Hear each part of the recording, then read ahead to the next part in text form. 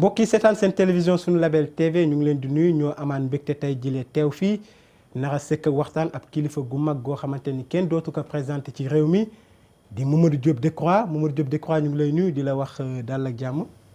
jërëjëf Alioune maa ngi lay fay di la nuyu yow itam bu baax di nuyu Soxna Hawa. maa ngi lay fay et puis di nuyu itam ñi nga xam ne ñu ngi ñuy seetaan ci label TV di kontaan ci li ngeen ma dalal tey ci seen ëtt bi.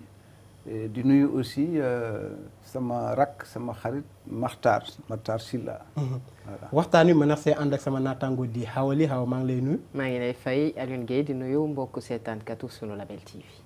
Mamadou Diop Decroix yow kenn dootu la présenté ci réew mi ndax am nga un riche parcours plusieurs fois ministre plusieurs fois aussi député ba tax na balaa ñoo tàmbali waxtaan wi dañuy seetaan sa nataal bi nga xamante ni Khalifa Ababacar Ndiaye defal nañu ko. ñu seetaan ko ñëw tàmbali waxtaan wi.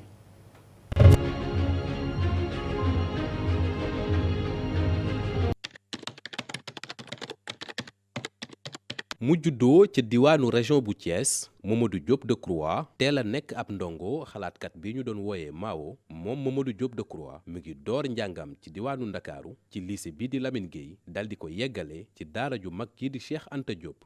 1968 Mamadou Diop doon kenn ci ñi nga xam ne ñooy ndawal étudiant yi sonaloon lool nguurum Léopold Sédar Senghor taxawaay bi mu amaloon ko ci wetu ku mel ni Omar Blondin Diop ak Abdoulaye Bathily loole sax moo ko juraloon ñu dal di koy dàq ci université bu Ndakaaru mu dal di sóobu ci l'armée bi ci atum 1971 loolee moo ko yóbbu ca diwaanu Casamance Mamadou Diop doon dégganteeg ñi nekkoon ci kuréel gi ñuy wooyee PAIGC muy ñi doon xeex ak indépendance ca diwaanu Guinée-Bissau ak Cap-Vert ca atum 1966 moom mii di Mamadou Diop doonoon ku ñu ràññee ci kuréel gii di office national coopération assistance bu ñu amaloon ci wàllu gerte gi jamono jooju mu doonoon wàll wuy dundal réewum Sénégal te ñu mujj a tas kuréel gi sax ci atum 1980.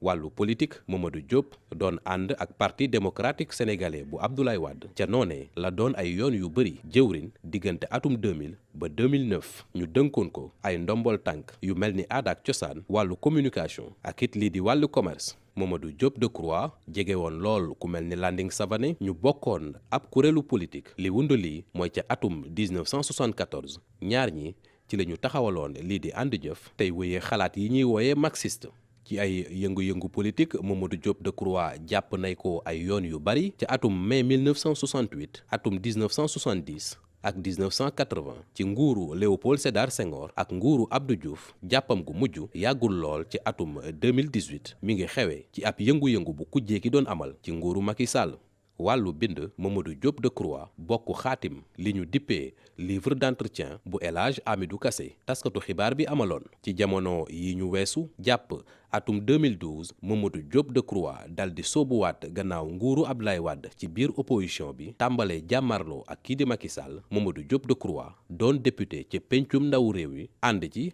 ak kuréel gi ñuy wooyee Front de Résistance Nationale FNR jamono jooju mu nekkoon kuréel gi gën a fës ci wàllu kujjee gi Mamadou Diop Decroix ba mu xàmmee ba léegi lu yàgg lool askanu Sénégal ràññee ko ci bépp xeex bu mu mës a amal ci wàllu politique doxalinam bu sell ci ndombol tànk yiñ ko mës a tabb Mamadou Diop ñu toftal ca Decroix woowin gi toppee ko ca ba muy nekk ci lycée moom mi daa mës a gindi nag ak professeur bu mathématique am ñu ko daan woowee monsieur Decroix booba ba tey ndongo yi daal di toftal ci turam Decroix tey ji ñëpp wëy nag di ko wooye Mamadou Diop Decroix mooy ganuk l'entretien bu Xawali ak Alioune Guèye.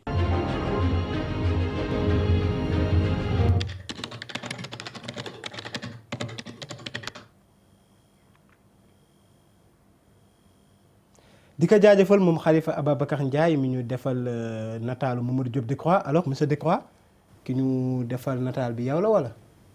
ndax gis nga sa bopp ci nataal bi si bon y a peut-être quelques petites erreurs historiques. mais bon globalement loolu la. xam naa après su dee yónnee na ma ko ma corriger ko yenn yi mais amul solo trop boo déggee ma ne pour ñu ma jubbanti ko itam mooy pour. beneen yoon rek. d'accord ci des xam ne noonu la demee. très bien nga actif woon lool ci scène politique bi waaye fan yi gisatuñ la ci langue gi mu mel ni da ngaa nekk ci ab silence lu waral lu ni mel. nekkuma ci silence xam nga diggante ñoo ngi février. novembre décembre janvier février. bii mooy sama juróom-ñetteelu génn ci télévision yi kon kay absent wu ma maa ngi ci mais nag en même temps mu ne suta dëkk ci télévision yi bu fekkee da nga bëgg a liggéey lu am solo fan yi ñi ngi woon di gën a concentré wu maanaam di gën a bàyyi xel ci liggéey bi ñuy def ci biir parti bi xam naa peut-être week-end bii di ñëw dinañ def séminaire d'évaluation parce que damay envoyé woon ay équipe ñu def 46 départements wu Sénégal fu ñu dem rencontrer responsable yi téye parti bi ci département bi boo ko seetloo liggéey boobu rencontré nañ ci lu ëpp junni responsable. looy waaj da nga bëgg a nekk mbër 2024. ci parti bi alors donc loolu dinañ ko càmbar ci fan yi 2024 waaw parti bi loolu la bëgg wax na ko mais ñun du caageenu dem ca làmb ji rek daal di teg seen dënd ñu ne waa ji candidat la ak yooyu non ñun bu ñu doonee candidat c'est pour gagner te loolu dafa am liggéey dañ koy séq ñu bare ñoo xam ne ñoom dañu war a endosser lu mel noonu. donc c'est officiel da ngay nekk candidat en 2024. non. c'est pas encore officiel. déedéet c'est-à-dire parti bi aussi dafa c'est-à-dire àddina bu fekkee da ngaa bokk ci mbooloo mu am lu leen tënk c'est pas parce que da ngaa jiitu que nga war a def lu la neex da nga war a tënku ci sart yi ñu teg. suñu parti daf ne secrétaire général bi mën na doon candidat mais keneen ku bëgg a doon candidat aussi mën na ko bu boobaa dañuy xool ci parti bi kañ la ñuy tànn. muy benn. ñaareel ba aussi dama la ne am na ñeneen ñoo xam ne bokkuñu ci parti bi te jàpp nañ ne Mamadou Diop Decroix dafa war a nekk candidat te bokkuñu ci parti bi te bari nañu. ñooñu itam foog nga waxtaan ak ñoom kon mënuma rek nekk benn jubbu daal di sempeeku di wax non. donc yooyu ak togg soxna Awa. dañuy xam nooy toggee parce que man nga léeg-léeg nga bëgg a togg lu neex waaye na nga koy toggee du tax mu neex donc ñun ñoo ngi togg mais jàpp leen ne parti bi moom dina am candidat te ñu bare ci biir parti bi bëgg nañu Mamadou Diop Decroix nekk candidat. yow yaa ngi Sénégal ci Léopold Sédar Senghor ba ci Macky Sall xew-xew yi tolluwaay yi jamono ji ñuy dund suñu tolluwaay ci wàllu politique suñuy xew-xew ak yelleefu doomu aadama yi noo ko gisee ak gàllankoor yi am ci wàllum démocratie. ok dafa am benn groupe bu ma bokk WhatsApp groupe bi ñi sosoon ànd jëf xare bi ci jamonoy Senghor ñoo ko seq ñu doon ci waxtaan am ku dugg ci groupe bi di méngale jamono ji ñu toll ak jamonoy Senghor ñu dugg ci nag wax ci lu bare daf may fàttali kon débat boobu maanaam jamonoy Senghor benn parti la woon UPS benn rajo benn télé benn journal ak i kaso ku d'accordul daal kaso yaa ngoog amul beneen journal amul beneen rajo dictature ma fi amoon. non du dictature déedéet dictature daf beneen affaire la xam nga maa ngi dégg gars yi dictature dictature bokkul ak attention. bu nu ñaan dictature. mën nañ ne Senghor autocrate la woon. oui parce que amul woon démocratie d'accord te it daana dóore. daana tëje tamit. daana tëje tamit daana tëjaate. boo déggee dóor loolu yëpp dafa dugg ci dóor parce que ku am xalaat soo ko bindee bu dëppoowul ak Senghor dañ lay tëj d'accord amoo rajo booy dem di wax amoo télé booy dem di wax ak yeneen man mi Senghor jàppalu na ma 68 69 71 75 ak 80 juróomi yoon tëj nañ ma kaso 68 71 moom 18 mois la parce que dañu enrôlé de force dans l'armée ñu am fa fukki weer ak juróom-ñett donc ci biir armée bi li ñu doon wax officiers yi mooy ñun ay prisonniers politiques lañu ci biir armée bi fukki weer ak juróom-ñett yóbbu ñu fa ñuy guerre man mii tàgge nañ ma ci rajo bi ne Mamadou Diop Decroix dee na ca Santhiaba Mandiack bon. dañ leen doon jox ay ngànnaay ngeen di xeex wala ay prisonniers kese ngeen woon. ah non soldat la ñuy teg waaye ñun dañoo teg suñ bopp prisonnier politique parce que dugaluñu suñ bopp armée d'accord bon Al Ousseynou Cissé fa la deewee Santhiaba Mandiack ñu dagg baatam yóbbu boppam étudiant la woon comme ñun attention Senghor ci débat boobu ma lay wax am na suñu benn camarade bu fàttali ne cour de sûreté de l'État du tribunal d'exception bi Senghor tegoon boo boolee maanaam li ñu tëj ci ay at ci ay opposants mat na 300 at xam nga dañ naan tëj nañ kii fukki at tëj nañ kee juróomi boo dajalee loolu mat na 300 at yu mu tëj ay opposants bon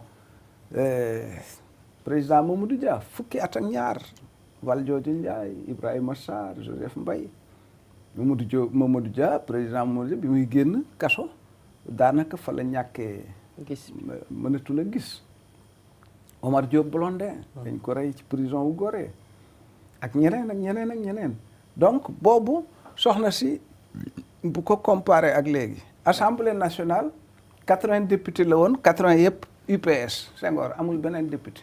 tey looy wax ci Sénégal. donc mais dañu xeex di xeex ba Senghor jóge fii Senghor bi muy dem dafa démissionné am na ay facteurs yu bare yu tax mu démissionné waaye bokk na ci xeex yooyu jeunesse bi doon xeex contre moom bokk na ci li tax mu dem donc bu ñu yegsee fii tey ba assemblée ñu naan opposition 50% ak pouvoir bi kooku ay victoire la. D'accord. Exploit la ay victoire yu am solo donc suñu insister tey ci répression bi Macky Sall di def ak yooyu te ñëpp teg ci bët soo ci yamee rek da ngay suul xeex ak sacrifice yi génération précédente yi def ba ñu yegsi fii donc c'est très important mais naturellement changé gul qualitativement changé gul te dafa war a changé parce que Senghor dem na Abdou Diouf ñëw ok Abdou Diouf bi ñëwee dafa ubbi ne jàkk jàngoo kum neex nga nodd ci la parti yu bare commencé feeñ parce que ñun attention Senghor bi mu fi nekkee ñi daan wax bariwul de Senghor dafa non ku wax ma rëq sa ndigg gaa yu bare dañ jàpp ne nun ay dof lañu parce que Senghor da lay sànq allée du centenaire 1963 waa PRA Sénégal élection législative évidemment d'habitude dañuy feesal urne yi balaa midi affaire bi jeex na waa PRA protesté ne non résultat yi ñun d'accorduñ ci baaxul on a tiré dessus aux allées du centenaire lu ma téeméeri bakkan wadd ci maanaam c'est source populaire Senghor ñoom moom 10 morts la wax ak xawma ñaata blessé mais dañ leen a fetal donc attention man defe naa dañu war a rendre hommage dañu war a njukkal ñi taxawoon di xeex ci boobu jamono ba tey ji nu mën a am quand même bon am na ouverture mais ñu gis itam nag ne ba tey des na. yaa ngi ni candidat nga wala non nekk goo candidat mais sa parti bëgg na. waaw samp la nga nekk candidat. jàppal ne candidat la waaw. donc candidat. candidat même si bon officialisé. waaw mais pour waxtaan wi gën a neex. oui donc bon mën naa jàpp ni candidat en 2024. ces derniers temps ñu ngi dégg idée retrouvailles de la grande famille de gauche yow noo ko gisee yéen ñi nga xamante ni mooy ñoom PIT ak waa LD yéen ñi nekkoon ci gauche bi ngeen ànd noo gisee loolu. c'est bien de gars yi am nañu ci dox maa ngi leen di encourager mais encore une fois yombut. du utopie. non dama ne yombul non utopie bon utopie en tant que philosophe bu la neexee nga ne utopie baax na mais en politique aussi maanaam mooy daal nañ ci def. kon mën nañ xalaat Mamadou Diop Decroix dem bay àndaat ak Landing Savané même si ñagas yi ngeen amoon par le temps. non non mais Landing y a pas de problème tudd waa ji tudd na ko léegi Ndiaye tudd na ko léegi man awma benn problème personnel ak benn acteur politique. mën naa am nag ay divergence politique ci lu ñeel âge yi yaa ko moom moo ko moom coow li fi jugoon kii ne nii laa gisee kenn ne laa gisee yooyu mën naa am ay jafe-jafe effectivement am nañu ay jafe-jafe ba teqali ko kooku moom am na mais taxul neen da nga kaa jaayoon doole de fekk jamono jooju yaa ngi woon ca nguur gi mu ne neen da nga kaa jaayoon doole fekk âge yi moom Landing moo ko moomoon non d'abord parti kenn moomu ko foofu looloy problème bi njëkk parti ay doomu aadama ñoo ko séq xam nga boo nee maa moom parti kooku mooy yow ñi nga séqal duñu ay nawle ay kii lañu ak jur la ay nag ki xare ki bëy mais c'est grave hein c'est grave même sama collègue député dama leen daan wax loolu ma ne mais yéen kon yéen jàpp ngeen ne ñi bokk ak Macky Sall ñu ay xar lañu ak i bëy Macky Sall moo leen moom tëj leen ci génn gétt non kon parti bi ñëpp ko bokk parti du doxe noonu xam nga suñ parti bii ma la wax nii soo masaan fayu weer salaire bi da nga koy jël def ci enveloppe dem ci trésorier bi mu seet li nga ci war a soxla li ci des mu def ko ci parti bi mu jaral la sa bakkan Sénégal nee naa la léegi Al Ousseyn dañ koo rey Omar Blondin Diop dañ koo rey Djibril Daaf dañ koo rey Idrissa Sagna dañ koo rey ca Ziguinchor et cetera Omar Blondin neen dafa suicidé woon te ñoo ñëpp dañu taxawoon pour xeex pour Sénégal jóge ci buumu njaam jóge ci néocolonialisme français kon loolu su fekkee ne dañu ca jaar xam nga kooku mënoo ñëw naan ko bëy nga wala xar parti bi nga bokk diwa ko moom non nañuy wuutalee nañuy teqamtal njiit ak boroom parti bi mën naa am njiit waaye njiit li moomu ko en tout cas ñun loolu moom dañ koo sib xel xalaatu ko xel xalaatut nit naan maa moom parti sàngam mais évidemment waaw ndax loolu noonu nga wax ndax du ci ni ñuy amalee politique fii ak ni ñuy yore ñi samp parti ñooñu ko yóbbee ci lu wér te wax nga dëgg bu baax soxna Awa mais nag ñëpp bokkuñu attention ñun bokkunoog ñu baree di wax ni fër politique non bokkut xam nga lii ma la wax jaar-jaar yi wane na ne bokkunu ak ñi ci des dëgg la wala déet dëgg la donc sa ban jàpp naa ne ku ci ne war ngaa xam kii lan mooy profilam ak maanaam yan genre waxtaan parce que ñun ay politicienne intéressé wuñu tu vois ku jaar foofu ay yu bare yu ngeen di gis loolu ngay wax tamit ñoom d'accord donc j'ai même perdu un peu le fil parce que am na lu am solo loo trouvaille famille gauche ma bëggoon ci waaw tontu quoi donc effectivement Landing séparé wu nañu parce que bokkatuñu woon xëy na nu ñu gisee mais amul benn problème man sama grand frère la kenn mësta dégg ma génne baat budul loolu ci kon yéen a ngi déggante ba tey maa ngi koy dégg d'une certaine façon oui Xawli bokkoon nga ci li nga xamante ne moom moo di dialogue national bi ñu woote woon boobu dialogue national tey lan la joxe après 2019 waaw bon am na ay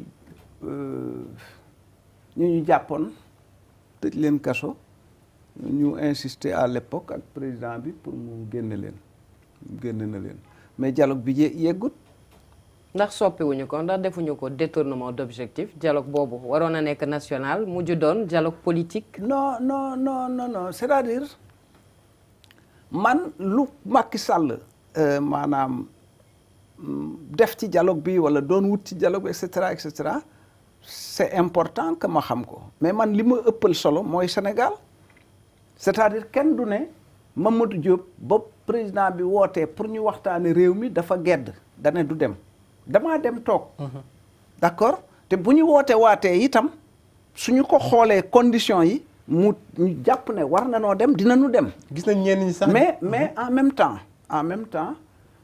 xam nga ne du ma dem ci dialogue tekkiwul ne yow tu es un héros da ngaa dëgër fit da ngaa ñeme da ngaa contre nguur gi dem ci dialogue nekkiwul ne yow da ngaa ànd ak nguur gi da ngaa ragal da ngaa nag non yooyu ay xalaat la yoo xam ne amul solo amul solo Sénégal ñun ñëpp a ko bokk ku nekk am nga ay position ak i point de vue démocratie xeex bii ñu lii ma leen wax lii tax tey ma mën a toog fii yekk Macky Sall lu ma neex dem sama kër naan café dama la ne boo ko masaan def da ngay disparaître say bokk dootuñu la gis ba ilaa yow mi diine loolu nag li ko indi jógewul ci asamaan ay doomu aadama ay sénégalais ñoo xeex yàlla jàppale leen ci ba mu sotti.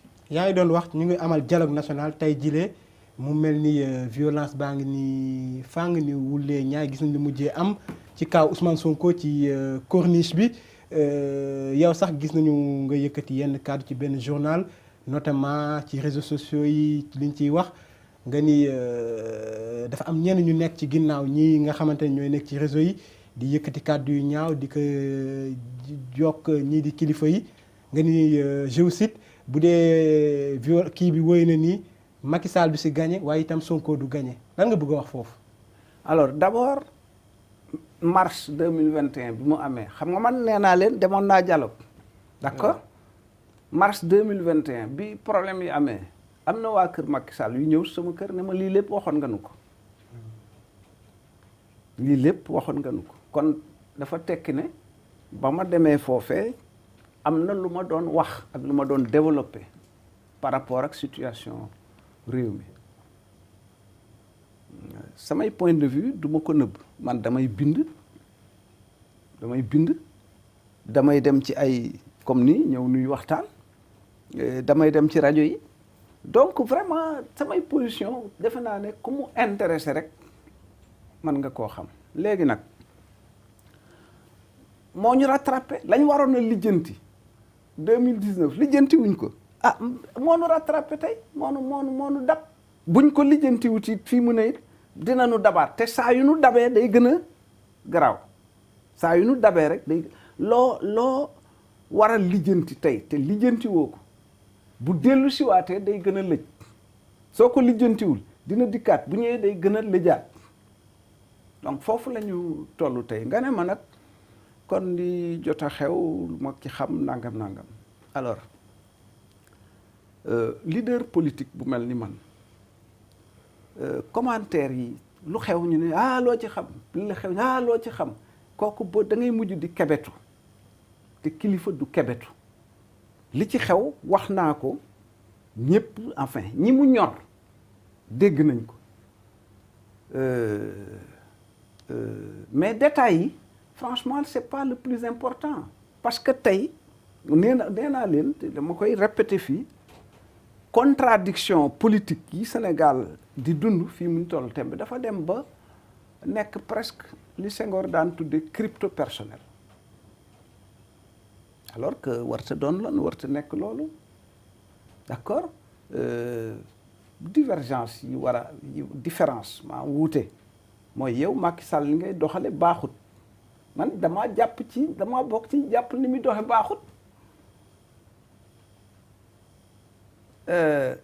liberté yi dañ koy salfaañe tëj mi moom bëri na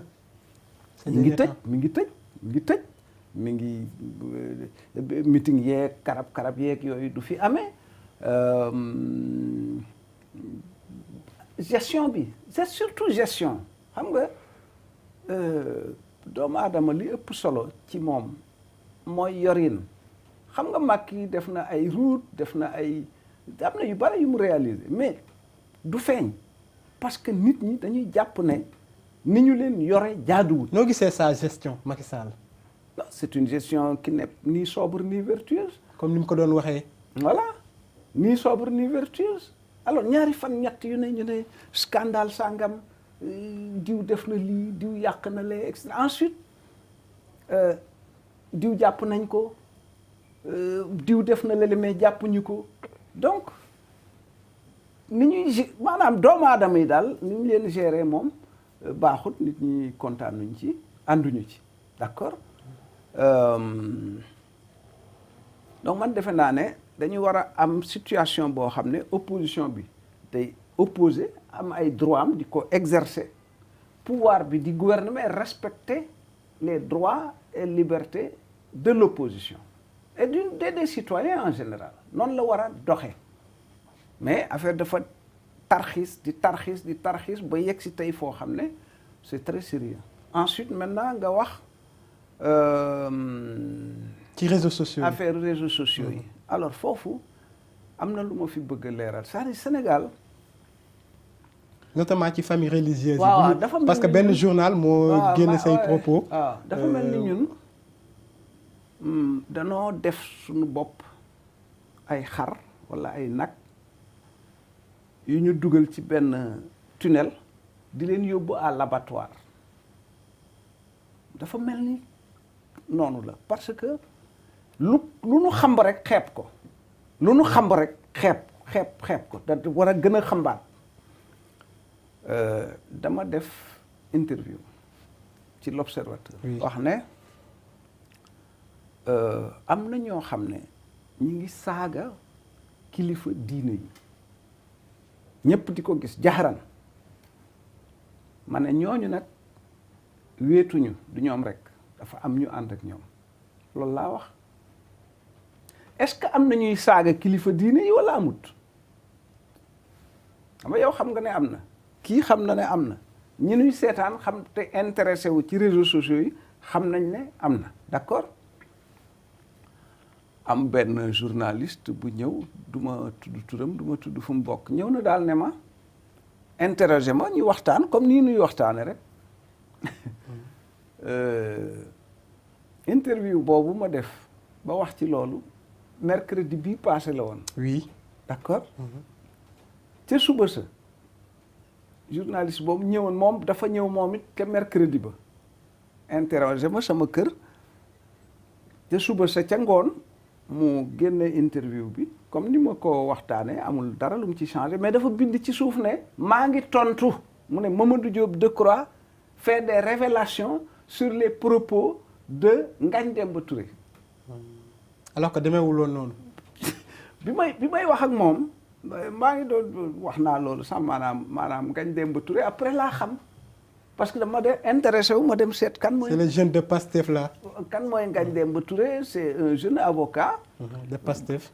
de Pastef. bon donc mais xaw ma woon Ngagne Demba Touré xaw ma woon lu mu wax xaw ma mu ne Mamadou Diop parce que bi journal bi génne liir na loolu xam naa bëgg na gars yi. est-ce que jàpp ni ñoom ngay gaaruwaale. waa Pastef parce que souvent dañ naan kàddu yooyu ñoom ñoo koy yëkkati. attends déglu ma rek alors mu liir interview bi daal di jël ci interview bi def sous-titre Mamadou Diop Decroix mi ngi def ay révélations ci li Ngagne Demba Touré wax te fekk man bi may wax ak moom xaw ma woon sax ndax ku tudd Ngagne Demba Touré wax na wala waxut loolu baaxut bu ko defee ñi nga xam ne duñu lire parce que nit ñi léegi dañoo tàyyel duñu dem lire li Mamadou Diop Decroix wax ci nu mu tuddati l'Observateur wala ñu dem déglu émission bi parce que émission bi ba fin doo dégg turu Ngagne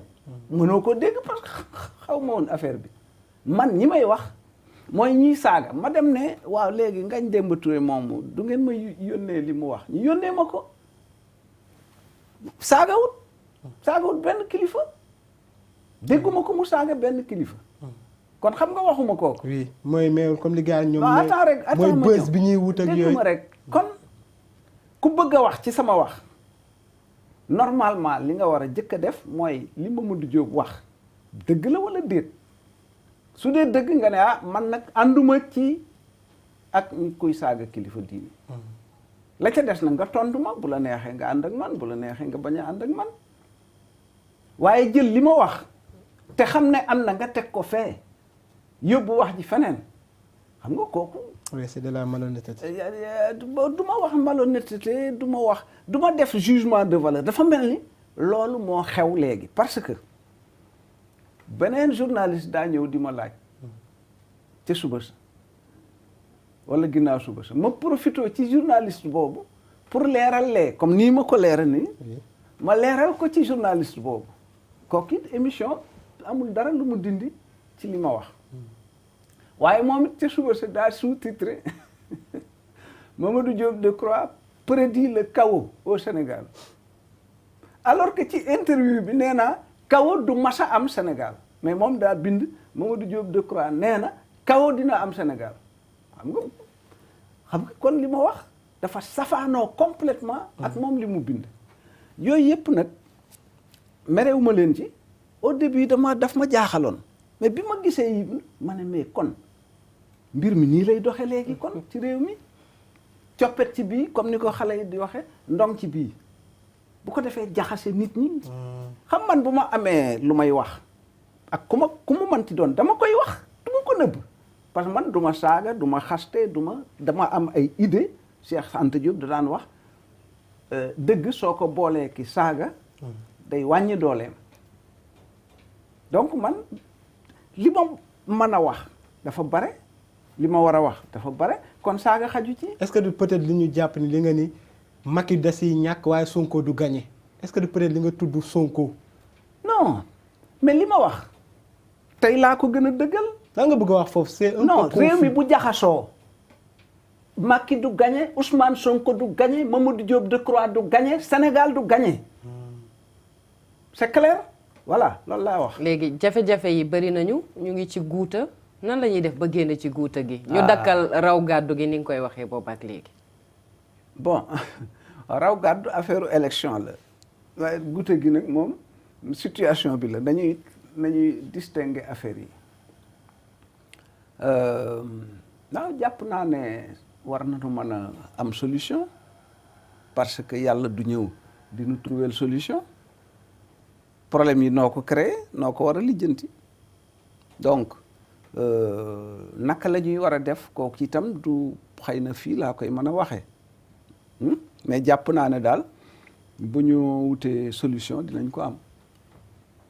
Mamadou Diop Decroix dégg guñ la ci coow ñetteelu mandat mu commencé di jub ay farandoon Macky Sall ministre directeurs généraux di def ce qu'on appelle l'apologie du troisième mandat Macky Sall mooy doon seen candidat en 2024 moom Macky Sall jusqu'à présent il entretient le flou yow sur la question du troisième mandat lan moo si sa xalaat. waaw lu tax nga ne dégg guñ ma ci man wax naa ci junni yoon di sa kebetu laa mënut kebetu saa yu ma xëyee ne contre je suis contre bu ngoonee ma ne je suis contre bala maa tëdd ne je suis contre non du ma ko def xam nañu sama position. Macky Sall nee na du ma def troisième mandat waruma ko mënuma ko ndax constitution bi mais nee naa ba mu ko waxee dama leen ne bàyyi leen loolu te doxi nanu bàyyi loolu te doxi suñuy soxla. defuñu ko. lan moo tax du moom tamit. dañ koo defut. koñ bu ne ñu kor ko ne ko di nga ko def wala doo ko def mu ne mais mënuma ko constitution bi tere na ma ko ñu kor ko fële ne ko ndax di nga ko def mais loolu su yàggee dama leen doon bu yàggee dina dugal loolu day dugal ci boppi nit ne kon mën naa ne. mais farandoom yi koy wax nag ay ministre dem ba premier ministre Amadou Ba.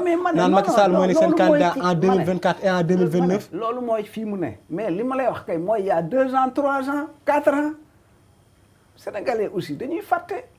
musuma jóg di ci wax. yow mi nekkoon ci gouvernement xam état bu ñu demee ba ay ministre di ko génne est-ce que du ki ci kaw moo leen. non vraiment non Alioune dañuy teqamtal waxtaan wi su loolu day jaxasoo dama ne Macky Sall moo ne man du ma def mënuma ko constitution bi moo ma ko tere d'accord mais loolu kay buñ ca yemoon nekkuma di. nuñ ko di discrédité. non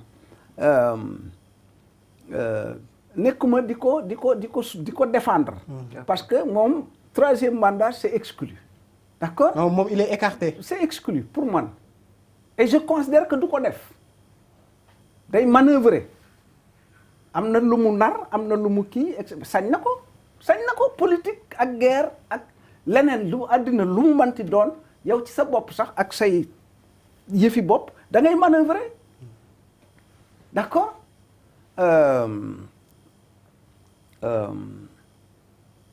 seen question yi day taxaw a dugal.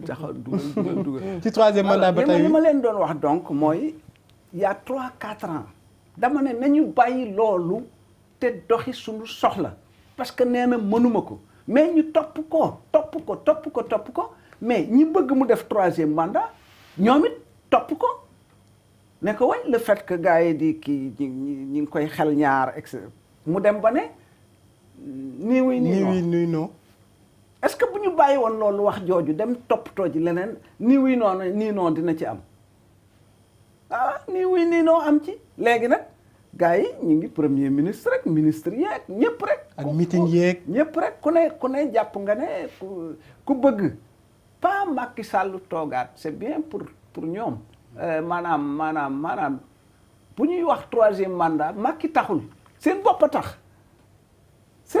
hein bon mais loolu yàgg nañ koo gis feneen donc man li may jàpp ba keroog ma gis Macky Sall def leneen mooy nee na mënuma ko duma ko def constitution bi da koy tere d'accord maintenant nag nee na dina wax bu fekkonte ne bàyyi nañu problème bi fële dem toppatoo ji suñuy soxla lii lépp du ci am ba ne dañ koy déglu pour loo xam ne soxlawul déglu waaye ñëpp nee nañ way yow mii léegi yow nga ma laaj waaw nee na waxagut lu muy nar waaw ndax loolu wanewul ab jàngoro ci suñuy démocratie ñun séparation de pouvoir ñu sàmmonte ak mandat yi di ko respecté ci Afrique oui soxna si wax nga dëgg mais li ñu jëkk a lijjanti war a jëkk a lijjanti ci suñu biir mooy communication maanaam li ñuy waxante ci suñu biir la ñu war a jëkk a lijjanti xam nga fii nee naa sànq damaa wax ne ñiy saaga sëriñ si kële dem ne mi ngi tontu diw te diw moomee ba may wax man xaw ma woon lu diw wax suñu nekkin ni ñu mel loolu nga bëgg a wax waaw ni ñu nekke ñun sénégalais yi en tant que tel non il faut quand même que ñu bàyyi xel ci yooyu ñu defaat jikko yi non quand même c'est pas bien parce que ni ñuy doxalee suñu affaire dañuy yàqal sax suñu bopp alors Mamadou Diop Decroix gis nañu ci scène politique bi un homme boo xamante ni mu ngi commencé jël benn envol di Ousmane Sonko noo gisee le phénomène Ousmane Sonko. non du ma discuter problème mu Ousmane Sonko sénégalais yi muy citoyen muy wax ak ñoom man mii may wax ak sénégalais yi citoyens yi nañu yàlla bu citoyen normal ñëwee fii qui n'est pas candidat qui n'est pas leader politique et nga laaj ko lu mu xam ci Ousmane Sonko man mënuma la koo wax. mën nga ànd ak moom ëllëg ci politique. non mais attends il est dans l'opposition je suis dans l'opposition déjà. Non, vraiment, mais parce que gis nañu léegi les coalitions. Je ne suis pas venu ici pour parler de Ousmane Sonko. Je viens ici pour parler du Sénégal. Pourquoi laajoo ma ci Khalifa Sall? Oui, dinañ ci ñëw candidat déclaré la Malick Gakou candidat déclaré la. Déthié Fall candidat déclaré la. dinañ ñëw ci loolu parce que c'est une coalition. ci ñi déclaré gum. Oui. am na ñeneen ñu nar a dikkaat. Donc vraiment non franchement ça aussi ça fait partie de nos problèmes. Est-ce que ñu ngi wax tey ci agriculture fexe ba Sénégal mën a dundal boppam. loolu yëpp dinañ ci ñëw. non vous étiez ministre du commerce. Attends parce que alors justement boo nee dinañ ci ñëw. parce que donc waxi diw jël 80% du temps de mbay meeg santé beeg éducation bi jël 20%. ñu wax ci Sénégal kon ñu wax ci Sénégal. non c'est pas ça man dama am ay point de vue xam nga tey. Abdou Diouf dañ noon na fi jóg soppi man ci bokkoon naa ci ànd ak Abdoulaye Wade suñu parti ñu gagné Abdou Diouf géré Abdoulaye Wade góorgóorlu na mais le problème n'est pas réglé ñu ne na fi jóg na Macky Sall ñëw ñu woteel ko mu am 65% mosu fee am ci élection démocratique Sénégal Senghor moom 96 la doon am 99%. D'accord. parce que à la soviétique. waaw 10 ans après. ñu ne na dem kenn ma bëgg ba balaa bëgguñu ko nangam et cetera mais kenn xalaatut su fi jógee lan la ñuy war a def pour lijjanti jafe-jafe Sénégal loolu est-ce que loolu jaadu na alors soxna si. constitution constitution bi Macky Sall bi fal Macky Sall ci wàllu pouvoiru président de la République moom la Senghor teg soppiku Senghor Mamadou Dia dafa nekkoon président du conseil de gouvernement moo yoroon exécutif Senghor nekk président de la République moom it am ay pouvoir bi ñu jàppante 62 Senghor tëj ko ak ni ma ko waxee léegi def constitution 63 li Mamadou Dia yoroon ci pouvoir mu boole ko ak moom it li mu yoroon ci pouvoir lépp moo ko yor donc ay justice la yàlla xam doy na législatif député la yàlla xam doy na lépp président de la République moo ko yor. ak judiciaire alors loolu Abdou Diouf fi la ko fekk fi la ko bàyyi Abdoulaye Wade fi la ko fekk fi la ko bàyyi alors Macky Sall moo yor loolu tey est-ce que dégg nga du moins man damaa bëgg a dégg ci ñiy laaj réew mi naka la ñu nar a def ci ak constitution bii dañ ko fi bàyyi wala dañ koy sopparñi bu ñu koy sopparñi nu ñu ko nar a sopparñee doo dégg ñu wax ko. Sénégal Macky danoon autosuffisance alimentaire 2017 ñoo ngi 2022 at mu ne dinañu jënd ci ceeb lu ëpp téeméeri milliards ci sunu xaalis dinañu jënd ci luy dem ci biir juróom-benn téeméeri milliards ci sunu xaalis loolu du ñu waxtaane nuñ koy lijjanti. ci loolu sax nga nekkoon fi jëwriñ gi ñu dénk wàllum koom-koom di ministre du commerce ban jàngat ngay def ci situation économique bu réew mi. waaw loolu laay wax donc pour man question bi c'est bien naka laay jàngate situation réew mais question bi gën a baax mooy yow boo remplacé woon Macky Sall. nooy lijjantee économie réew mi. noo koy lijjantee. waaw parce que kenn du tontu ci loolu la ñu war a tontu loolu la ñu war a wax. kon ñi samp ndënd loolu lañ leen war a laaj. est-ce que gis ngeen sama différence ak ñu bare. yaa ngi campagne de. non campagne ma. non alors voilà boo waxee li ne ñu ne da ngay campagne non damaa bëgg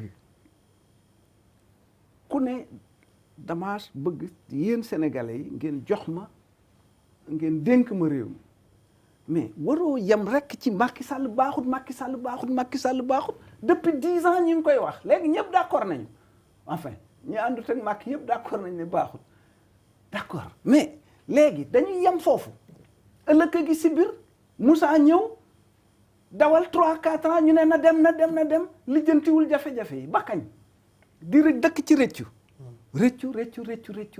non le débat tey ci Sénégal mooy yan alternative la ñuy teg ba justice am doole mën a gérer am autonomie et indépendance nan la ñuy def ba assemblée député yi assemblée am autonomie et xam nga bi ñuy wote juillet gars yi ne cohabitation mën na leen cohabitation mënta am Sénégal si mën na am ci kaw opposition am majorité ak yu mel noonu mais c'est là le président de la République qui détermine la politique de la nation quel que soit le rapport de force à l'Assemblée loolu la constitution bi wax loi bu député bëgg a voter parce que damaa am majorité damay voter telle loi président bu ko promulgué wul loi ba du dem et cetera constitution yii ñu def nga xam ne boo wëree Sénégal téeméeri sénégalais yoo jël juróom-ñeent fukk pa ak juróom xamuñu lu ne ci constitution bi xamuñu ko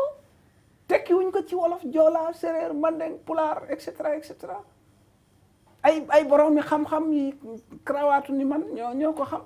léegi alors donc vraiment. ci situation économique gu réew mi. maa ngi ñëw. donc yooyu Alioune dafa am solo. parce que Macky Sall nee na defoon na fi am ndaje day wàññi dund gi wàññi luyaas bi waaye ba tey jile yëf yaa ngi gën a métti ci góorgóorlu yow noo gisee lu ni mel. en tant que jëriñ gu fi yoon wàllum koom-koom yooyu lañ lay laaj man dama weesu foofu. ay waa dañ nee na dafay wàññi prix loyer njëgu gerte gi njëgu tomate bi man ne di discuter ci loolu non dinaa ko dénoncer.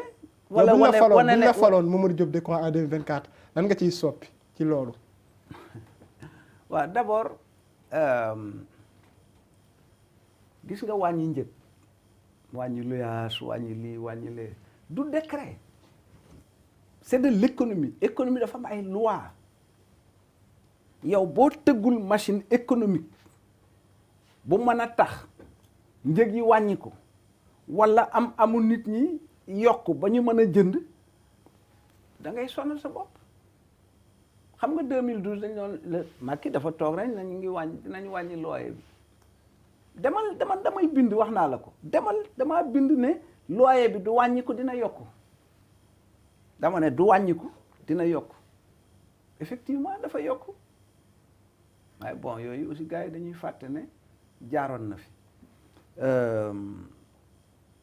Sénégal dafa war a tëggaat économie d'abord ci réew mu mel ni Sénégal secteur primaire dafa fondamental xoolal napp gi géej gi niñ ko yàqee bateau de pêche yoo xam ne dañuy jaxase géej gi accord de pêche Union européenne et cetera suñu pêcheurs yi mareyeurs yi ñu ngi kaas guddi ak bëccëg ñii fi nekkuñu fi pour protéger la pêche parce que xëy na la ñuy lijjanti feneen moo leen ëppal njariñ soo jëlee élevage doxut jarga yi borom jur yi ñu ngi kaas guddeeg bëccëg dégg naa ran si de dolli sax lakk na évidemment kenn du ne c'est la faute à Macky Sall mais c'est des problèmes bon soo nee la classe ouvrière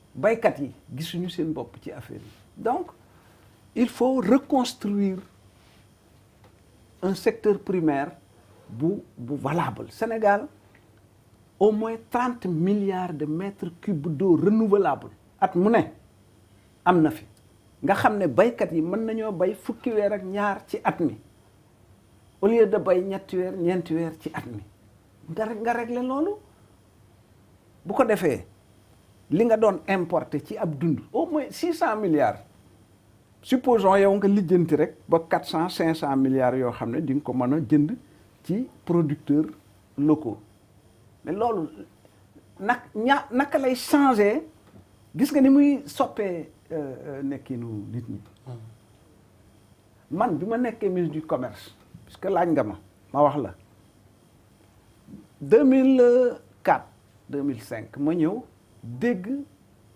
ñiy bay soble saa yu ma duggee sama oto déglu rajo bi dégg ñuy jàmbat dañuy bay ba noppi di ko tuur parce que mënuñu koo jaay pourquoi parce que soble bi day jóge bitim réew ñëw concurrencer soble Sénégal yéen jigéen ñi ngeen bàyyi fi soble Sénégal jënd soble hollandais ak yooyu bon doxut booba 70 000 tonnes lañ doon bay. waaw loolu ngay wax nag est-ce que du njiitu réew bi ñuy wax ne mooy kilifa. moom mooy yombal loolu noonu yëpp ba ñuy bay di dundee. xaaral ma ñëw maa doon ministre du commerce ma taal sama oto dem fépp fu ñuy bayee soble ma dem ba yegg Jaayeen Pendaaw ba ma dellu see ma def li ñu naan contingentement soble Sénégal bu ñoree benn doomu soble du dugg biir Sénégal loolu laa def te bu ma nee benn doomu soble du dugg kenn du jaar ca ginnaaw pour ne waaw sama bato bi jàppal ci lii bato bi non xalaatu ko au bout de 4-5 ans ñu jóge ci 70 000 tonnes ya ma fa fekkoon dem ci 210 000 tonnes. kon mën naa nekk.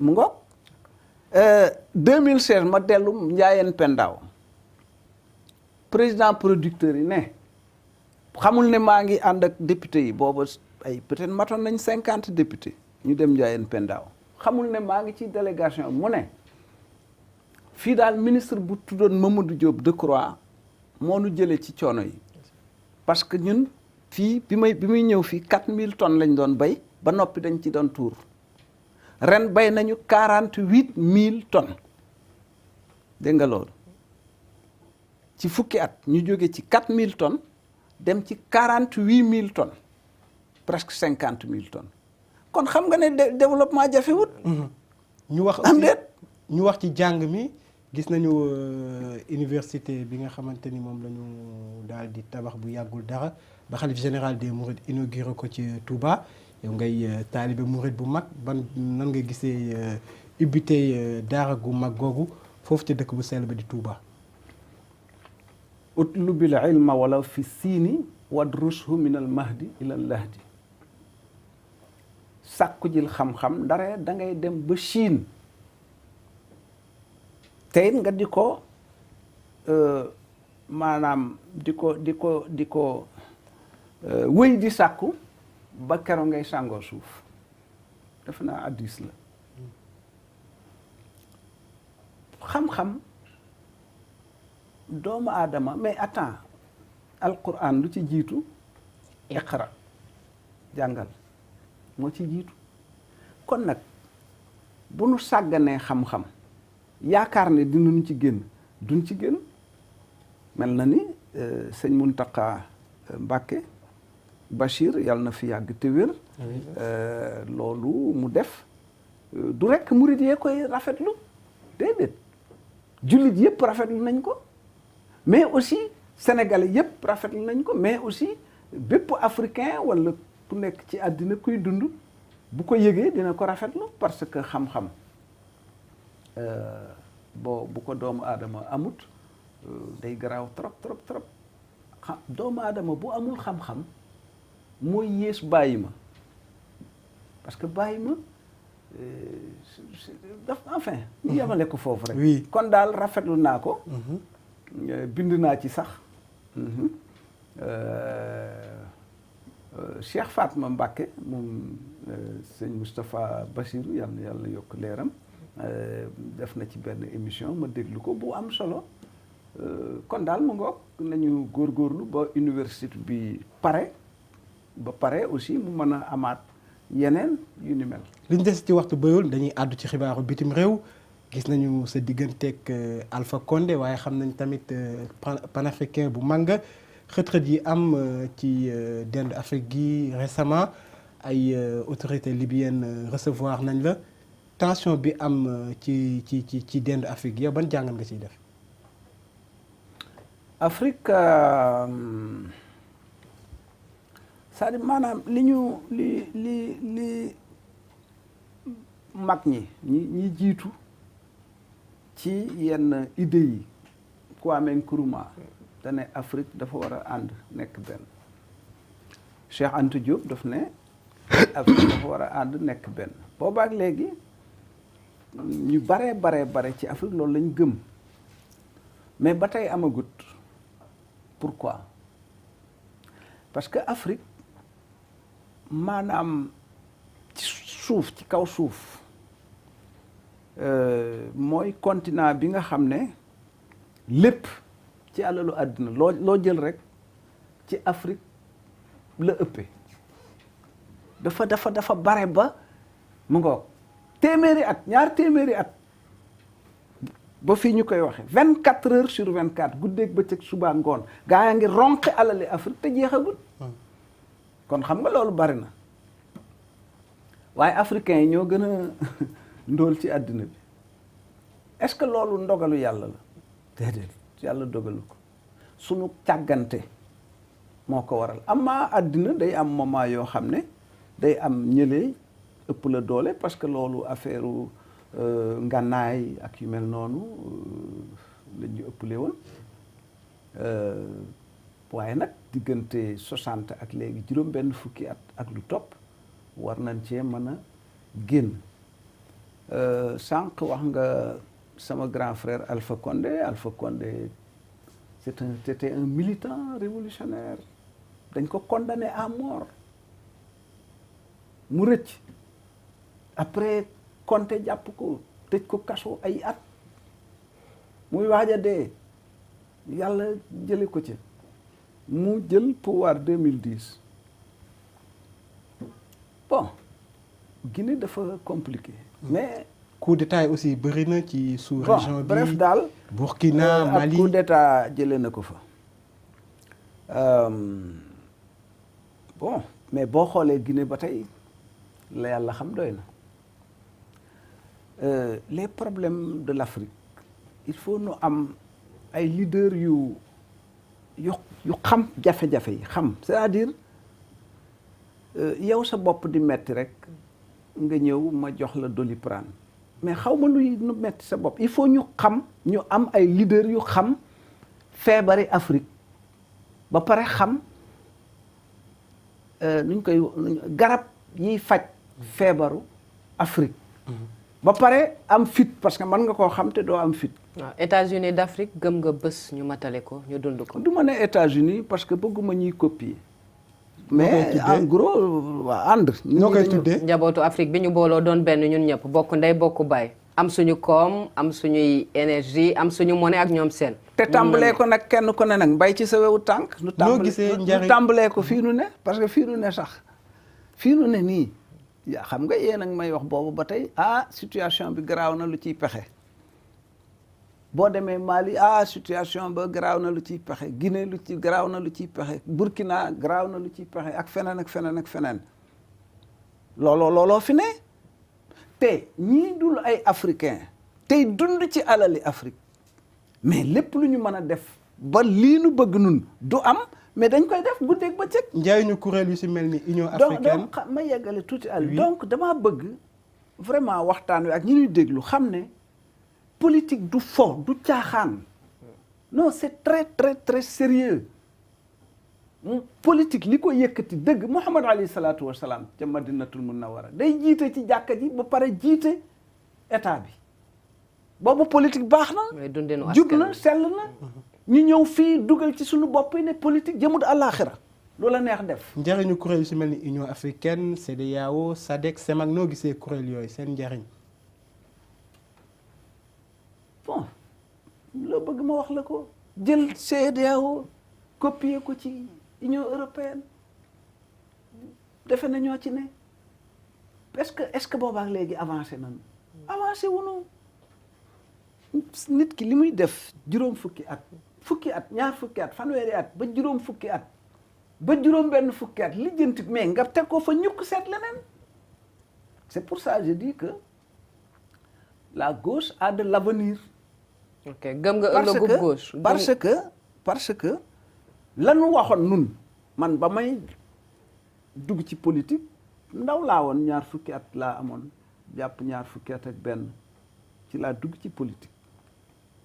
la ma doon kaas ba tey moo fi ne na ma jàppoon ne noonu lañ ko war a jaare ba tey jaaree guñ ko fa mais génn guñ ci kon duñu seet ñun nii ñu ne ñii kat la ñu doon wax juróom fukki at ñeent fukki at ci ginnaaw te defuñu ko dégluwuñ leen kon tey ñu leen a déglu.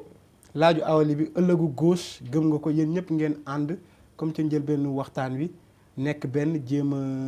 yóbbu réew ci kanam waxtaan c'est bien gaa yaa ngi waxtaan nee naa maa ngi koy encourager mais li ëpp solo dëgg mooy dugg ci sénégalais yi wax ak sénégalais yi ñu xam ñii li ñuy dox naka la wuutee ak li fiy dox man dama leen ne dañ fee war a jëlee ñi fi ne mais dañ fee war a jëlee it li fi ne. maanaam waaye nag xeex rek. wala na dem li fi ne man nga bëgg yam ca. non dañ fiy jële ñi fi ne jële fi li fi ne. système bi changer système bi. mais système néocolonial mooy taxaw di xam nga am na ñoo xam defe nañ ne système ci fan yi la génn lañ koy tudd déedéet. yàgg na ba tubaab bi demee. te demut lanu ne lii c'est un système néocolonial. mooy dox ba léegi fii mu ne. waxtaan wi jeex na di la jaajëfal Mamadou Diop Decroix. may fàttali ni yaay secrétaire général AJ/PADS ay yoon nga nekk jëriñ waaye itam nekk député ñu lay jaajëfal encore une fois sa teewaay suñu plateau. jërëjëf Aliou waxtaan wi neex na waaye xam naa ne beneen yoon ñu continuer ko parce que problème yi daa bari lool te lu ci ne dañ ko war a gas bañ a yem rek ci kaw. donc maa ngi leen di gërëm ci laaj yu am solo yi ngeen ma laaj puisque moo tax ma mën a xëy na wax li ma ci bëggoon a wax di gërëm itam ak di sant ñi nga xam ne ñi ñu doon déglu ci sunu Label TV.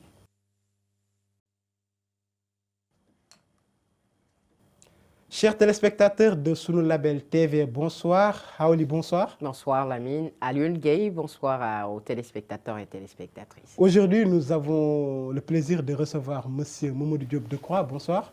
Bonsoir.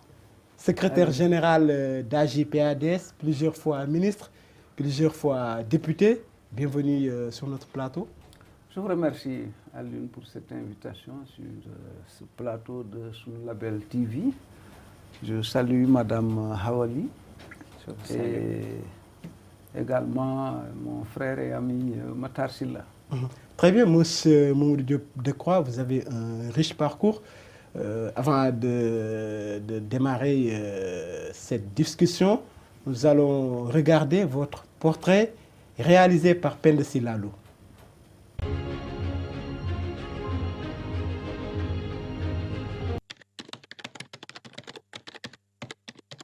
Natif de la région de Thiès, Mamadou Diop Decroix fut un militant maoïste. Il a fait ses études à Dakar au lycée Lamine Gueye, puis à l'université Cheikh Anta Diop. En mai 1968, Mamadou Diop Decroix est l'un des fers de lance de la contestation estudiantine qui fit vaciller le régime de Léopold Sédar Senghor aux côtés de personnalités telles qu'Omar Blondin Diop ou Abdoulaye Bathily. Un engagement qui lui vaut d'être exclu de l'université de Dakar et enrôlé de force dans l'armée en 1971. Depuis sa garnison en Casamance, Mamadou Diop Decroix est en contact avec des combattants du PAIGC qui se battent pour l'indépendance de la Guinée-Bissau et du Cap-Vert. Mamadou Diop Decroix devient un influent leader syndical au sein de l'Office national de coopération et d'assistance au développement qui régit la filière de l'arachide vitale pour le pays de 1966 à sa dissolution en 1980. Allié du Parti démocratique sénégalais, Mamadou Diop Decroix a été plusieurs fois ministre d'Abdoulaye Wade entre 2000 et 2009, se voyant confier les portefeuilles de la culture, de la communication ou du commerce, avant qu'il ne se déchire devant les tribunaux en 2009. Mamadou Diop Decroix fut proche d'une autre figure de la gauche, Landing Savané, plusieurs fois candidat à la présidentielle. En 1974, les deux hommes ont fondé And Jëf, mouvement révolutionnaire pour la démocratie nouvelle, AJ/RMDN, un parti marxisme clandestin que les autorités ont reconnu 7 ans plus tard. En 1992, il est rebaptisé And Jëf, Parti africain pour la démocratie et le socialisme, AJ/PADS.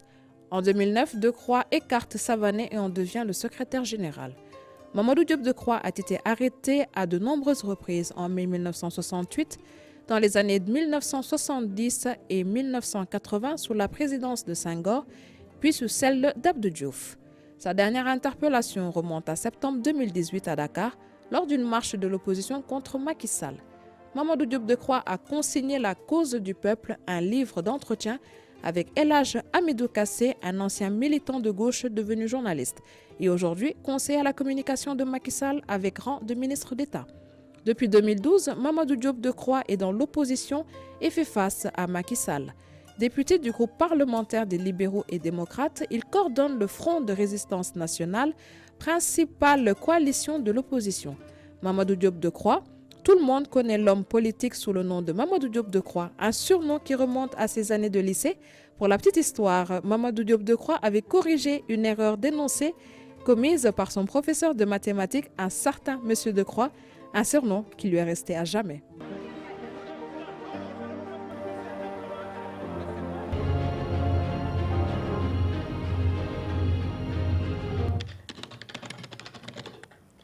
Mamadou Diop Decroix, ici présent avec nous. Alors, on vous a bien décrit? Oui, pour l'essentiel, comme j'ai dit, il y a quelques petites erreurs dans l'histoire, mais bon, ça peut se corriger par la suite. Je retiendrai simplement que notre évolution a connu 3 périodes, on va dire. Il y a eu une période clandestine, ça ne s'appelait pas And Jëf MRDN, ça s'appelait And Jëf Xaré-Bi. Ce n'était pas une organisation marxiste ni maoïste, c'était une organisation simplement démocratique. Mais vous êtes un disciple de Mao. Mais animé par des jeunes maoïstes. Vous étiez un disciple de Mao? Hein? Vous étiez un disciple de Mao? Oui, on était... Mao Tse-tung et le Parti communiste chinois, ils ont réglé le problème de l'agriculture en Chine, la paysannerie. Nous, ici, on est 20 millions d'habitants, on ne peut pas nous autosuffire. On est obligé d'importer pour 600 milliards de produits alimentaires. Les Chinois, ils sont 1,4 milliard d'habitants. Chaque Chinois mange le matin, à midi et le soir. Ils ont réglé ce problème. Donc, ça nous a intéressé, l'expérience chinoise, en particulier dans le domaine de la paysannerie. Voilà. Et également, son opposition à l'impérialisme, parce que le principal ennemi de l'Afrique, c'est l'impérialisme. Les États-Unis, la France et tout le reste. Voilà. Mamadou Diop Decroix, on ne vous voit plus... Maintenant après Andi Diouf Kharabi, dans la clandestinité, où nous avons été arrêtés, torturés, etc., quand le président Diouf est arrivé, parce que Senghor c'était le parti unique, bien sûr, quand le président Diouf est arrivé, on a ouvert les vannes, nous avons créé un parti, cette fois-ci qui s'appelle, effectivement, Andi Diouf, cette fois-ci, MRDN, Mouvement Révolutionnaire pour la Démocratie Nouvelle. En 1991, nous avons fusionné avec d'autres partis de gauche et nous nous sommes appelés Andi Diouf PADS, Parti africain pour la démocratie et le socialisme. C'est bien pour la précision, vous étiez plus actif il fut un temps dans le landerneau politique, mais depuis quelque temps, vous êtes emmuré dans un silence. Qu'est-ce qui explique votre silence? D'abord, être actif ne signifie pas être présent sur les plateaux tout le temps. Ce n'est pas ça l'activité du tout. D'accord? Y compris entre novembre et maintenant, ça c'est ma 8e sortie sur les plateaux de télé. Donc vraiment, je ne suis pas inactif et je ne suis pas silencieux. Maintenant, quand vous dirigez une organisation politique, ce n'est pas seulement passer son temps sur les plateaux de télé, c'est aussi s'occuper du parti. Nous venons de boucler des missions avec les équipes que j'avais envoyées dans les 46 départements du pays pour rencontrer dans chaque département le bureau exécutif fédéral pour mettre en place des états-majors électoraux fédéraux, c'est-à-dire par département. Après ça, des états-majors communaux. Et les camarades qui sont partis ont pu rencontrer un peu plus de 1 millier de responsables au niveau des 46 départements. Vous préparez... On va convoquer un séminaire d'évaluation dans les jours à venir pour faire le point. Voilà. Donc, on a l'impression que vous préparez la présidentielle de 2024? Bien sûr, oui, tout à fait. Vous serez candidat? Oui, c'est ce que le parti veut. Mais comme je l'ai dit, nous sommes un parti démocratique. Nous avons des statuts. Le parti, globalement, veut que le Mamadou Diop, secrétaire général, soit candidat, mais les statuts disent que chacun peut être candidat dans le parti. Ça, c'est un. Donc, il faut, c'est des procédures.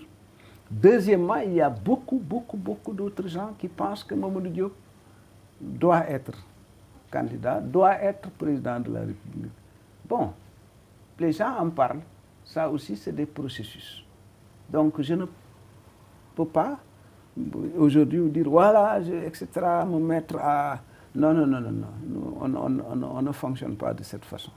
Et vous, Mamadou Diop Decroix, est-ce que vous avez envie, est-ce que vous voulez devenir le président de la République du Sénégal? Ce n'est pas une question d'envie. Voilà, ça aussi, c'est une grande différence. Je n'ai jamais été candidat à la présidence de la République. Ça ne m'empêche pas de dormir. Franchement, être président de la République, ça ne m'empêche pas. Parce que pour moi, j'ai été ministre pendant 12 ans. J'ai toujours considéré que c'est un poste de combat, être ministre. C'est un poste de combat. Je n'ai jamais considéré... On ne m'a jamais vu faire la fête parce qu'on m'a nommé ministre. On ne m'a jamais vu convier des tas de gens avec tam-tam machin à des passations de service. On ne m'a jamais vu vider le bureau du ministre parce que peut-être il y a des khondjom, des... Non! Le pouvoir ne vous empêche pas de dormir? Alors, ça c'est pour vous montrer que ma façon de concevoir les choses est totalement différente vraiment de certaines autres façons de voir. Donc, ça ne m'empêche pas de dormir, d'être président de la République du tout, mais je ne dirais pas qu'aucun de ceux qui sont candidats n'est plus valable que moi. Je peux dire que, disons, c'est l'inverse. Je ne vais pas dire que je suis plus valables qu'eux, mais je peux dire qu'ils ne sont pas plus valables que moi. D'accord. C'est une lourde responsabilité, certes, d'avoir la destinée de millions de personnes, mais c'est également une opportunité de matérialiser tout ce que vous avez envie de donner aux Sénégalais, non? Parfaitement, c'est exactement pour ça. Donc je ne veux pas qu'on pense que moi j'existe pour, que je me suis... Quand nous on s'engageait en politique, on a mouru, je vous l'ai dit. Donc quelqu'un qui considère qu'il peut mourir ce soir ou demain ne peut pas envisager, oui, je vais être président, je vais me tuer pour ça, ou je vais tuer pour... Non, ce n'est pas ça. Par contre, effectivement, j'ai une vision pour le pays et pour l'Afrique. J'ai un projet, un modèle de société pour le pays. Et j'ai un programme pour le pays. Alors, les retrouvailles de la gauche... Donc non, mais attends, allure, ça c'est très important qu'on sache. C'est pour cette raison que si vous prêtez attention, je ne m'arrête jamais à une critique de l'existant. Parce que ça, c'est vrai, c'est important, mais sans limiter à ça, mais c'est rater l'occasion de changer le pays. Senghor est parti, Diouf est venu, bon, ouverture démocratique, mais le pays n'a pas changé globalement. Wade est venu, il a remplacé le président Diouf. Wade a fait des choses, mais qualitativement, ça n'a pas changé. Oui, mais vous étiez avec Wade. Oui, y compris, bien sûr, mais je n'étais pas le président de la République, d'accord?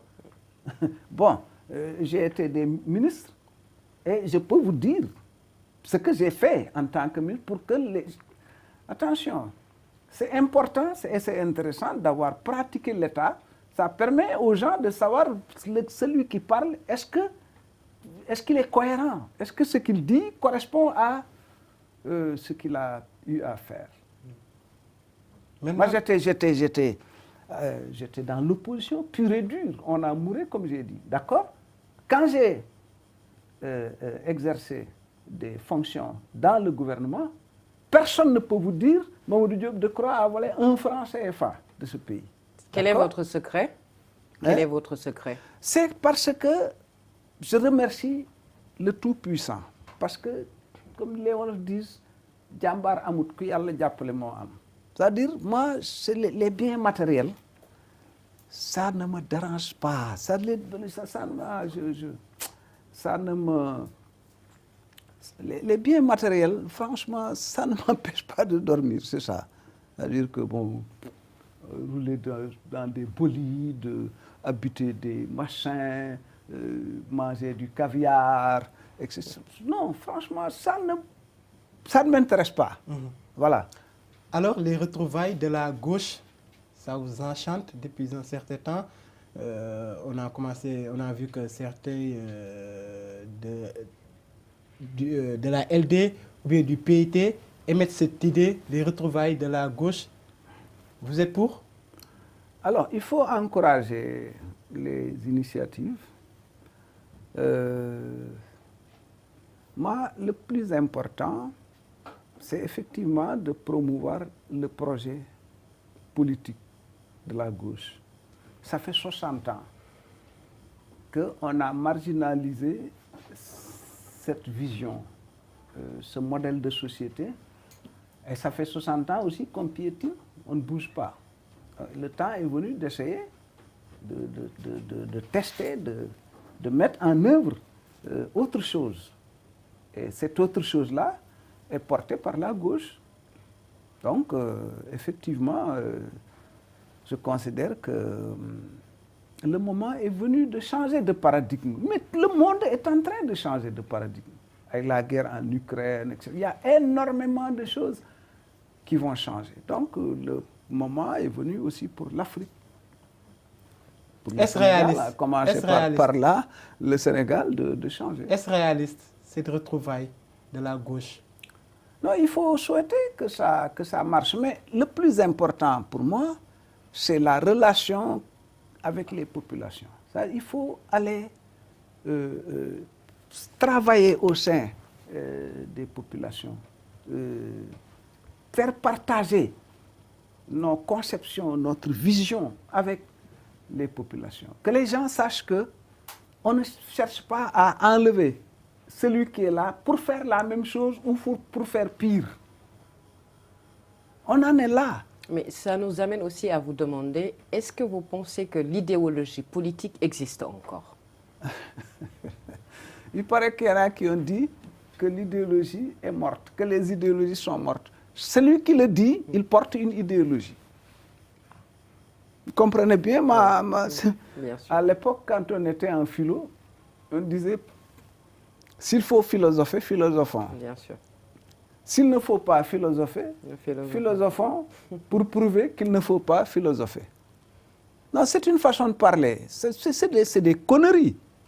Il y a la mort des idéologies, c'est des conneries. Mais est-ce que ce n'est pas... Aujourd'hui, on a vu dans la gouvernance de Macky Sall des socialistes, des libéraux, des marxistes. Donc, raison pour laquelle est-ce que Oui. les idéologies font toujours C'est parce qu'on on en a une conception étroite. D'accord. Étroite. Ça dit les gens. Parce que aussi, bon, on ne se donne pas la peine d'étudier, quoi. Mais Abdoulaye Wade était un libéral, dit-il. Je lui ai toujours dit, tu n'es pas un libéral. Il est quoi, selon vous? Socialiste. Socialiste. Disons, bon, pas comme moi, quoi. Mais le programme fondamental du PDS, 1974, ça s'appelle quoi? Socialisme travailliste. Il faut le savoir, les gens ne le savent pas. Pourquoi Wade a dit je suis libéral? Mais Wade, quand il a eu des députés à l'Assemblée en 1978, il a dit à Senghor, moi j'occupe les bancs de gauche, parce que je suis sur ta gauche. Senghor a dit non, non, non, non, non, toi tu es sur ma droite. Mais il y a eu un débat entre Wade et Senghor sur ça. Donc tu vois bien que Wade ne se considérait pas comme de droite, comme libéral. Mais bon, Senghor est allé à l'international socialiste. Wade est très réaliste. Il va à l'international libéral. Et donc on dit voilà, libéralisme, libéralisme, libéralisme. Bon, mais le Parti socialiste, qui est socialiste, a pratiqué combien? 20 ans d'ajustement structurel avec le Fonds monétaire et la Banque mondiale. Abdou Diouf vous l'a dit. Il a dit, j'ai passé tout mon temps à ajuster. D'accord? Ce n'était pas une politique socialiste, c'était une politique ultra-néolibérale qui a détruit le tissu social, économique, etc. Voilà. Mais Wade, au moins, a donné des bourses à tous les étudiants ou aide. Ça, c'est pas libéral, etc., etc. Donc, mais il y a toujours une ligne directrice. Oui. Wade avait défini la ligne directrice. Macky Sall définit la ligne directrice. Abdou Diouf était avec Wade. Abdou Diouf était socialiste. Il était avec Wade, Wade était dans son gouvernement.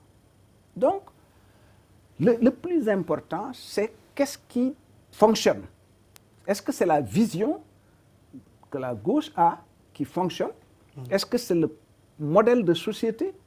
Moi, j'ai écrit, j'ai fait je ne l'ai pas encore publié, mais c'est un ouvrage de plus d'une centaine de pages, 150 pages, où je développe la vision que nous avons, le projet de société que nous avons, le programme que nous avons. Ça, je l'ai soutenu en 2013, ça fait 10 ans cette année.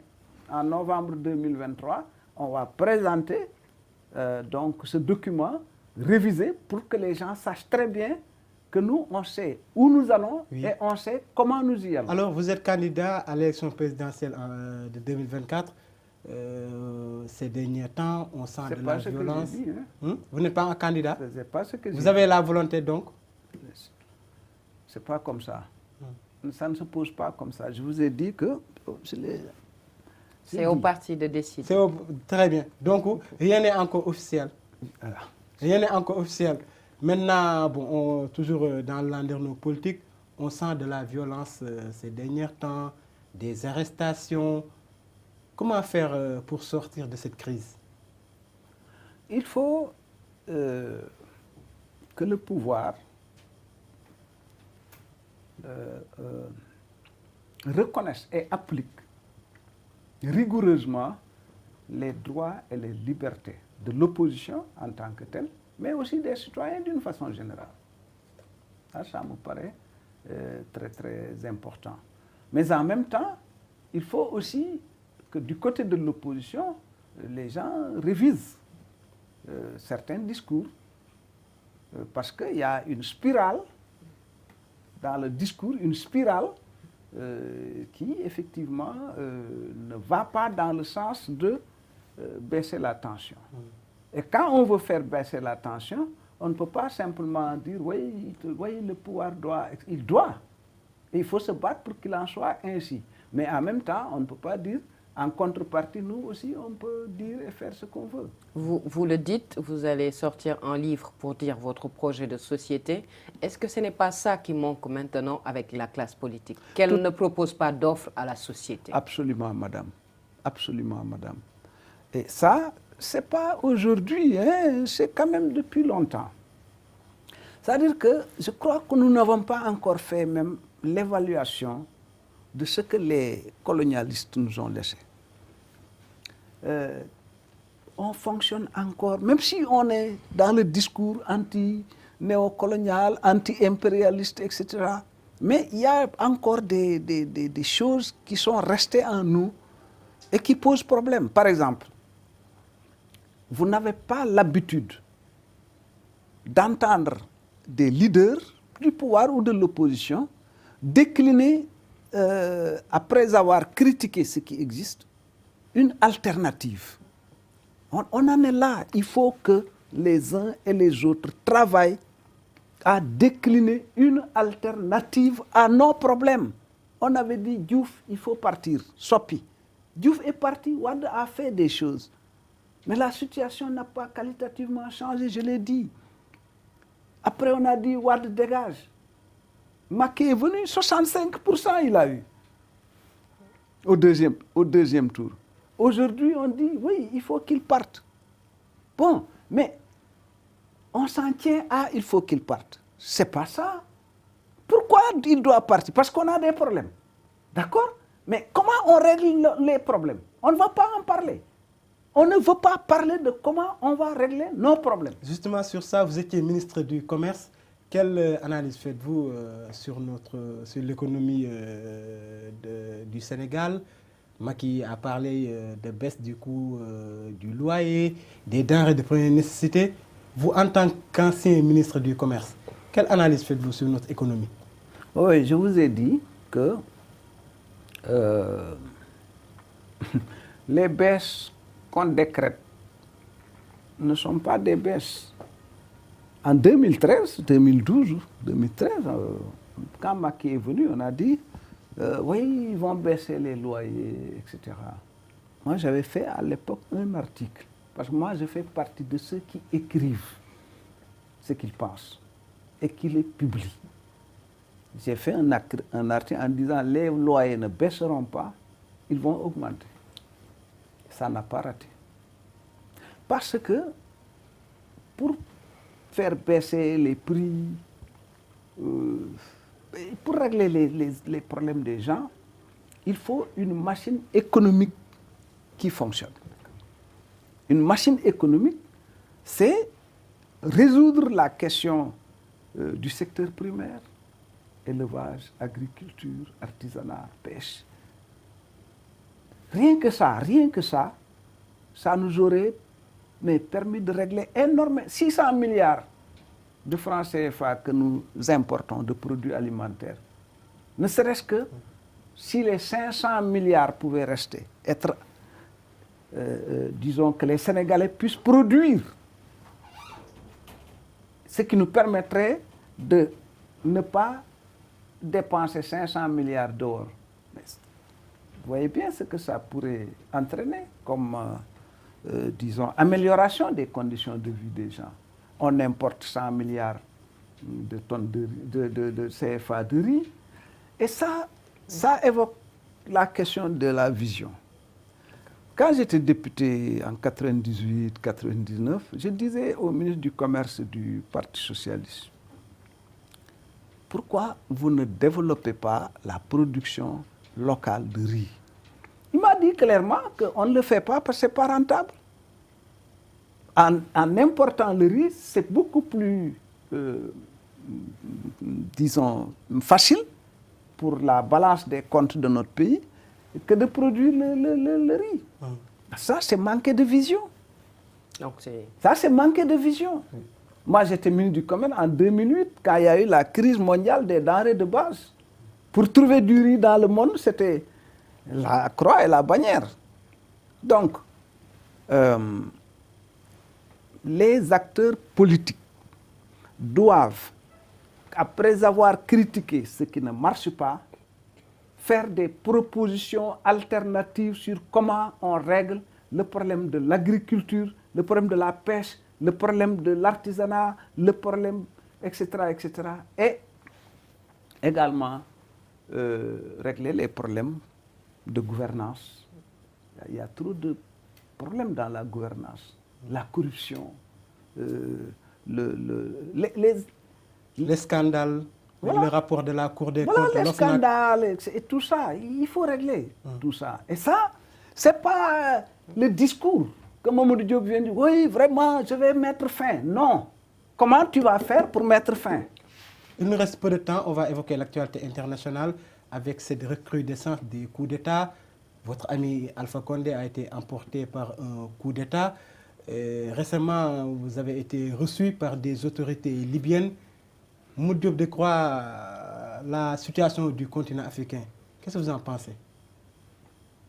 Non, c'est le monde lui-même qui est dans une situation très sérieuse. Le conflit militaire en Ukraine. Je crois que demain, ça va être l'anniversaire d'un an de conflit militaire en Ukraine. L'Occident. Ce n'est pas un truc entre l'Ukraine et la Russie. Non.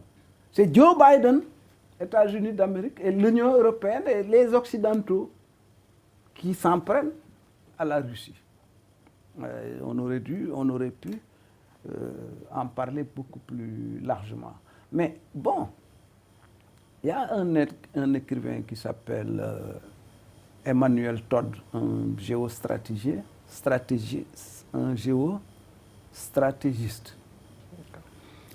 qui a écrit un bouquin qu'il appelle « La Troisième Guerre mondiale a déjà commencé ». Tout ce qu'ils ont fait pour obtenir que la Russie s'agenouille a échoué.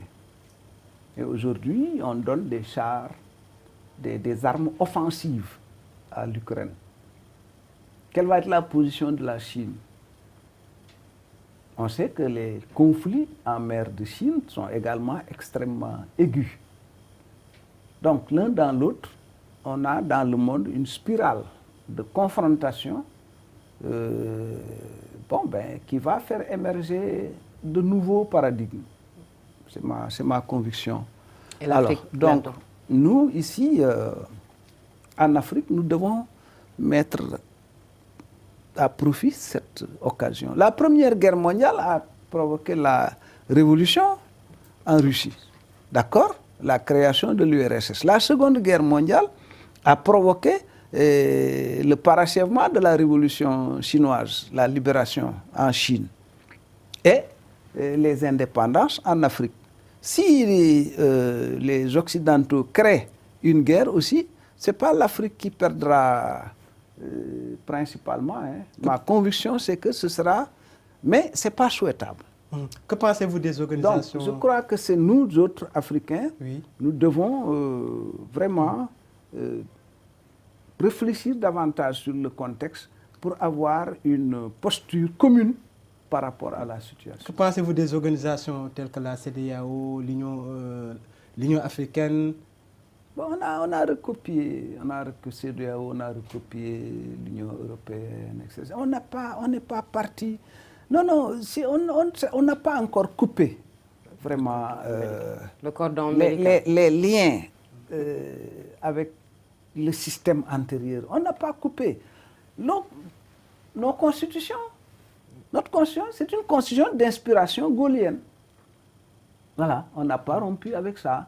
Bon, UEMOA, CEDEAO, on n'est pas parti de nos réalités endogènes. Très bien. Pour résoudre nos problèmes. Merci Mamadou Diop Decroix d'avoir répondu à notre invitation. Je rappelle que vous êtes le secrétaire général d'AJ-PADS, plusieurs fois ministre, plusieurs fois député. Merci encore une fois d'avoir répondu à l'appel de Sunu Label TV, à l'invitation. Merci beaucoup Alioune, merci Awa. Merci. Je vous remercie encore une fois de m'avoir invité sur votre plateau, le plateau de Sunu Label TV. Je remercie aussi ceux qui ont pris leur temps pour nous écouter à cette émission. Merci. J'étais en compagnie de ma consoeur Awali, comme à l'accoutumée. Merci Awa. Merci Alioune Gueye, merci aux téléspectatrices et aux téléspectateurs de Sunu Label TV et merci infiniment à Mamadou Diop Decroix qui est au Sénégal de Léopold Sédar Senghor à maintenant. Très bien, chers téléspectateurs, ce fut un immense plaisir de vous avoir présenté cet entretien spécial. Nous vous donnons rendez-vous dans un mois pour un autre entretien sur Sunu Label TV. Bonsoir.